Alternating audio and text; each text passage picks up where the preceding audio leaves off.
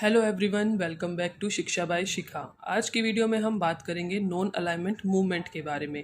गुट निरपेक्ष आंदोलन, गुट निरपेक्षता की नीति, नॉन अलाइनमेंट पॉलिसी और शॉर्ट फॉर्म में नैम आदि नामों से हम इसको जानते हैं। तो आज की वीडियो में हम नॉन अलाइनमेंट मूवमेंट के बैकग्राउंड, कैसे इसका गठन हुआ, इसके जो फाउंडिंग मेंबर्स थे और क्या इसके ऑब्जेक्टिव्स थे, और आज के प्रेजेंट वर्ल्ड में इसका रेलेवेंस है या नहीं है, अगर है तो कितना है, इन सभी बातों पर हम चर्चा करेंगे। तो आइए स्टार्ट करते हैं।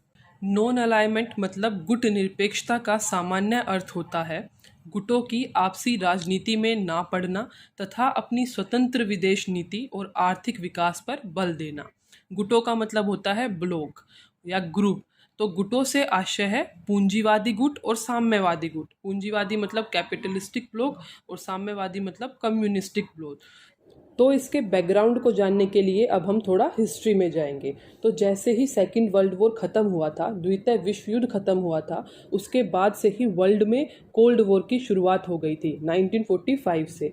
तो कोल्ड वॉर के टाइम पर पूरी दुनिया में बायपोलरिटी अमर्ज हुई थी, मतलब टू सेंटर्स ऑफ पावर निकल कर आए थे। एक तरफ था यूनाइटेड स्टेट्स ऑफ अमेरिका और दूसरी तरफ था सोवियत यूनियन। ठीक है, तो एक तरफ हो गया पूंजीवादी कैपिटलिस्टिक ब्लॉक मतलब यूएसए, और दूसरी तरफ हो गया साम्यवादी गुट मतलब कम्युनिस्टिक ब्लॉक।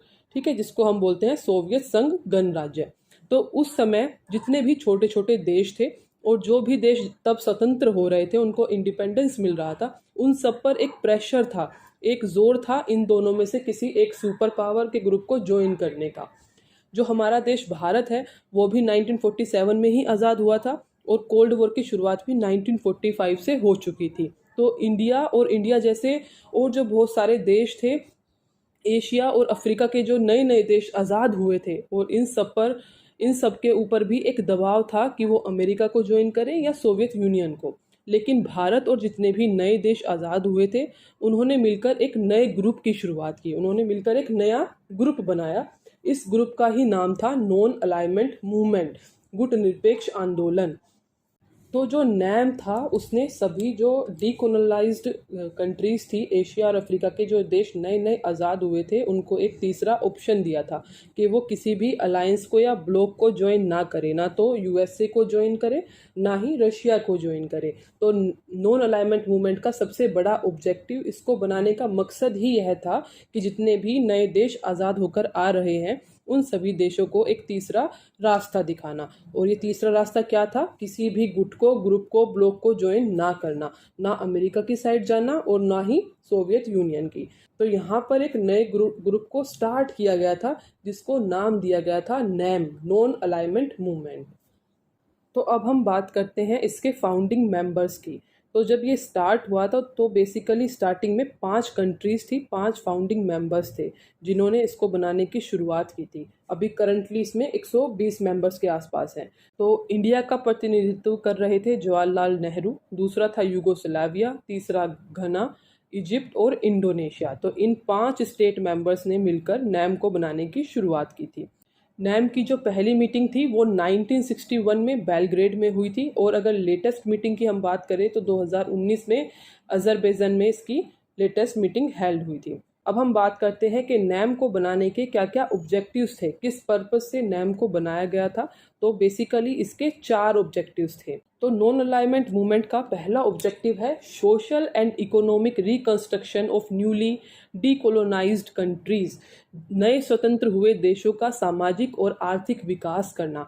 जो एशिया और अफ्रीका पर उनको बहुत समय से जो कोलोनाइज्ड रही थी, नए नए वो स्वतंत्र हुए हैं, तो उनको जो अंग्रेजों ने बिल्कुल लूट लिया था, तो उनकी आर्थिक और सामाजिक स्थिति बिल्कुल बिगड़ चुकी थी।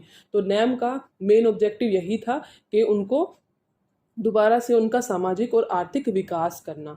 दूसरा जो ऑब्जेक्टिव था वो है to maintain world peace and promote it. दुनिया भर में शांति को बनाए रखना और उसको बढ़ावा देना। कोल्ड वॉर की सिचुएशन में ही लोगों में जो सारी कंट्रीज थी उनके बीच में आपसी मतभेद इतने ज़्यादा हो गए थे, तो अभी जो सबसे ज़्यादा ज़रूरत थी वो थी वर्ल्ड पीस की, शांति को बनाए रखने की। तीसरा जो ऑब्जेक्टिव है वो है to draft such policies which strengthen the independence, जो स्वतंत्रता को बढ़ावा दे। ठीक है, और चौथा ऑब्जेक्टिव है to prevent the member countries from joining the power blocks, जो नैम है वो देखेगा, जांच करेगा कि जो भी उसके ज्वाइनिंग मेंबर्स हैं वो या तो यूएसए को ज्वाइन करे, ना ही रशिया को ज्वाइन करे, क्योंकि अगर एक जाएगा तो फिर उनकी जो यूनिटी है वो टूट जाएगी। तो इसलिए ये भी एक ऑब्जेक्टिव था कि कोई भी जो ज्वाइनिंग कंट्री है उनकी वो किसी भी पावर ब्लॉक को ज्वाइन ना करे।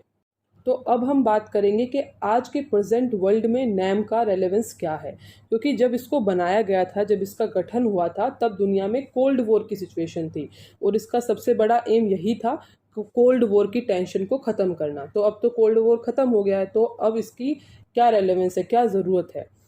जो सबसे बड़ा एक पावर ब्लॉक था सोवियत यूनियन, उस समय पर जो एक सुपर पावर था, वो तो अब डिसइंटीग्रेट भी हो गया है। तो सबसे बड़ा सवाल यही है कि जिस बेसिस पर नैम को बनाया गया था, जिस बेसिस पर गुटनिरपेक्ष आंदोलन का गठन हुआ था, क्या वो आज भी रेलेवेंट है। तो हमारा जवाब होगा हाँ, जो नॉन अलाइनमेंट मूवमेंट है उसका रेलेवेंस आज के प्रेजेंट वर्ल्ड में भी है। हमने सबसे पहला ऑब्जेक्टिव ही पढ़ा था नॉन अलाइनमेंट मूवमेंट का, social and economic reconstruction of newly decolonised countries. जो भी स्वतंत्र नए देश हुए हैं उनके सामाजिक और आर्थिक विकास करना। तो आज के टाइम पर भी जो डेवलपिंग कंट्रीज है, जो लीस्ट डेवलप्ड कंट्रीज है, उनके सोशल, कल्चरल और इकोनॉमिक डेवलपमेंट के लिए जो नैम है वो बहुत ही एक इम्पोर्टेंट प्लेटफॉर्म है। ठीक है। और वर्ल्ड पीस जिसकी आज सबसे ज़्यादा ज़रूरत है, जो आप देखते होंगे इजराइल और पैलेस्टाइन का जो मुद्दा हुआ है, अफगानिस्तान में जो मुद्दा हुआ है, सीरिया में जो लड़ाई चलती रहती है, तो आज के टाइम में सबसे इम्पोर्टेंट चीज़ क्या है, वो है वर्ल्ड पीस। तो नैम जो है वो बहुत ही इम्पोर्टेंट प्लेटफॉर्म है टू मेंटेन वर्ल्ड पीस और उसको प्रमोट करने के लिए भी। दूसरा जो सबसे इम्पोर्टेंट पॉइंट है वो है इक्विटेबल वर्ल्ड ऑर्डर। दुनिया में एक स्टेबल पावर बैलेंस बनाए रखने के लिए नैम की बहुत ज़्यादा इम्पोर्टेंस है, ताकि जो कोल्ड वॉर के बाद जो सिचुएशन हुई थी, दो पावर ब्लॉक्स बन गए थे, तो बायपोलरिटी हो गई थी, उसकी सिचुएशन दोबारा से अराइज ना हो, इक्विटेबल हो सब, तो उसके लिए भी नैम बहुत इम्पोर्टेंट प्लेटफॉर्म है। ठीक है। और जो इंटरेस्ट है, interest of developing countries, if dispute arise between developed and developing nation then NAM act as a platform for negotiation. इसका मतलब है जब डेवलप्ड और डेवलपिंग कंट्रीज के बीच में कोई भी डिस्प्यूट होता है, तो डेवलपिंग कंट्रीज के जो नेगोशिएशन के लिए डेवलपिंग कंट्रीज की साइड से कोई बोलेगा, तो नैम उसके लिए एक बड़ा प्लेटफॉर्म होगा। ये किसकी साइड से बोलेगा, डेवलपिंग कंट्रीज की साइड से बात करेगा।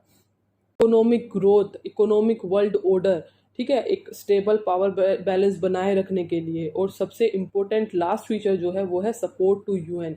यूएन मतलब यूनाइटेड नेशन, जो सबसे बड़ा ऑर्गेनाइजेशन है, उसमें लगभग 200 मेंबर्स हैं, उनमें से 120 मेंबर तो नैम के ही मेंबर्स हैं। तो आप इफेक्ट को समझो कि 120 मेंबर्स ने नैम ज्वाइन किया हुआ है, ऑलरेडी वो नैम के मेंबर्स हैं, तो वहाँ पर भी यूएन में के डिसीजंस में भी उसका बहुत ज़्यादा प्रभाव पड़ता है। तो इसलिए आज के वर्ल्ड में भी नैम का बहुत ज़्यादा रेलेवेंस है।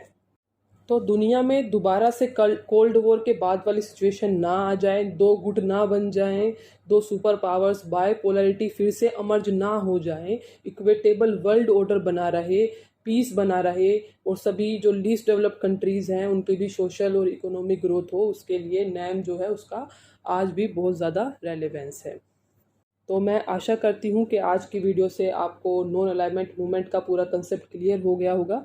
अगर आपकी कोई भी क्वेरी होती है तो आप मुझे कमेंट बॉक्स में पूछ सकते हैं। आज की वीडियो देखने के लिए आप सभी का बहुत बहुत धन्यवाद। Thank you.